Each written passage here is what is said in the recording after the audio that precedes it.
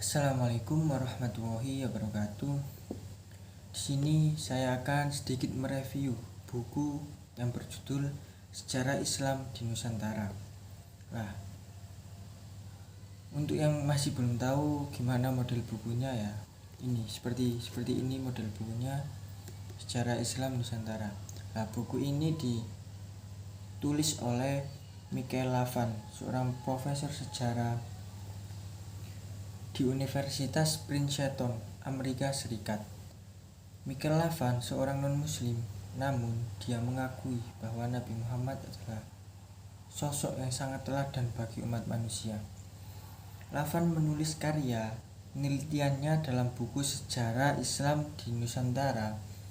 Ia menjabarkan sejarah dan faktor-faktor yang membentuk Islam di Indonesia sehingga menjadi Islam yang modern. Dan buku ini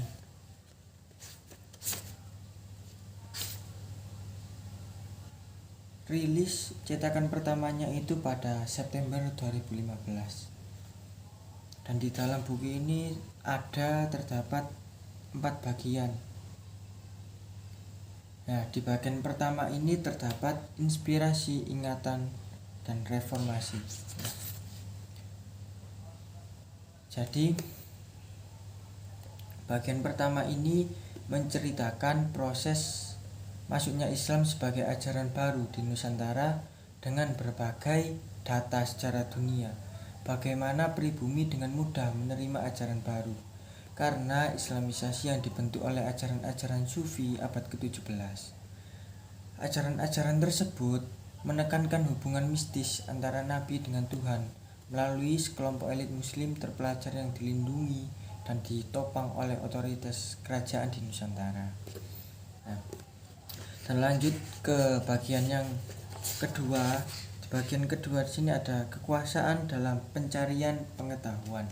Nah, di bagian kedua ini mengisahkan usaha kolonialisme Belanda yang masih asing dengan ajaran Islam. Belanda mencoba memahami gagasan Islam agar lebih mudah diterima oleh masyarakat setempat. Menurut Lavan, pada pandangan awal Belanda mengenai Islam lebih banyak dibentuk oleh apa yang disebut keyakinan yang masuk akal ketimbang pengetahuan historis, seperti yang dikatakan Kamus Melayu milik Golius, seorang orientalis dan ahli matematika University of Leiden di Belanda, bahwa betapa Belanda tidak siap memahami elit Islam dan juga pemahaman tentang seberapa jauh Islamisasi telah berlangsung di kalangan penduduk Indonesia yang lebih luas. Dari situlah datanglah seorang orientalis, Christian Schok-Hurgronje, yang tiba di Batavia pada 1889. Oleh para atasan Belanda, dia dipandang sebagai seorang informan mengenai kaum muslimin. Namun orang-orang muslimin juga melihatnya sebagai seorang mediator bagi kepentingan umat Islam. Nah, lanjut ke bagian ketiga. Di bagian ketiga ini membicarakan ketidaksukaannya terhadap beragam praktik mistisisme populis yang diajarkan oleh para guru muslim, sehingga pribumi tidak terlalu peduli pada hukum yang ada.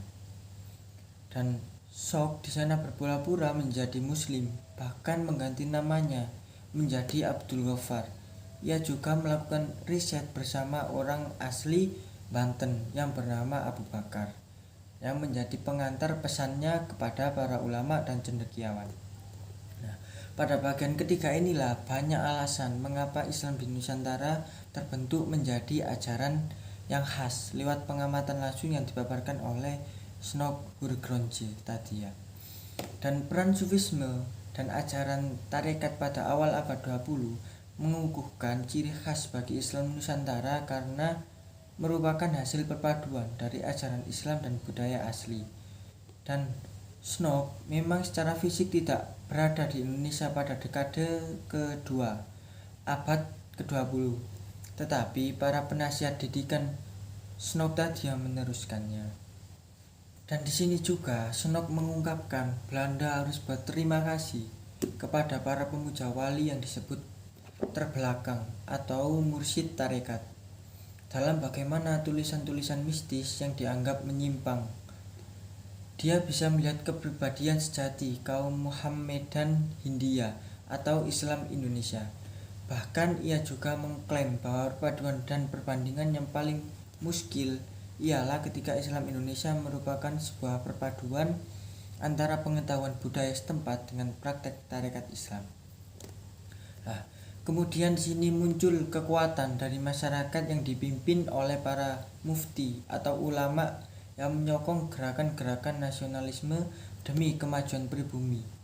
Terlihat dengan terbentuknya syarikat Islam adalah dengan tanda positif dari ratusan ribu orang yang mengusahakan perubahan, pendidikan, dan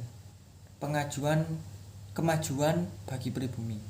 Nah, ulama asal Sumatera Barat Ahmad Khotib mengidentifikasi syarikat Islam sebagai badan yang didirikan untuk menegakkan prinsip-prinsip Islam, membangkitkan perniagaan dan pertanian demi kesejahteraan para anggotanya, serta mengembangkan pembelajaran yang membantu kemajuan dalam agama dan dunia setelah kemajuan putra-putra tanah air. Ya, jadi kesimpulannya dari buku ini adalah akan membawa kita untuk mengetahui bagaimana Islam Indonesia menjadi ajaran yang damai dan tidak mendiskriminasi umat yang lain.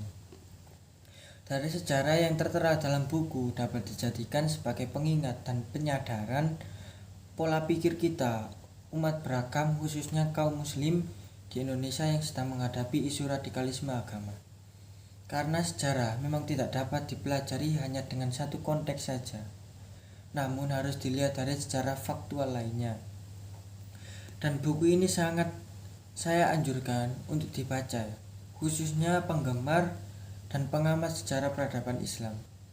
Karena sejarah yang diungkap dalam buku ini menggambarkan awal masuknya Islam di Nusantara hingga sampai Islam itu menjadi kemerdekaan di Indonesia.